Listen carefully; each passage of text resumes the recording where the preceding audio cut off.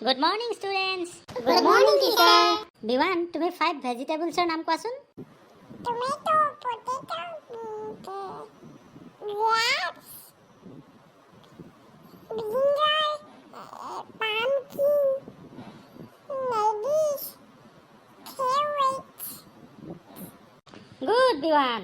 কিন্তু তোমাৰ গ্ৰেপছটো ফ্ৰুটছত পৰে দেই, সেইটো ভুল হৈছে। পিছে তুমি 5 এনিমেলছৰ নাম কোৱাচোন।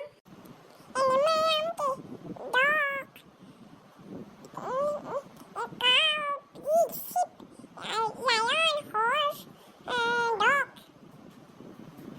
জুনিয়ৰ জিবিন, তুমি 5 ফ্ৰুটছৰ নাম কৰা। Fruitsৰ নাম কি?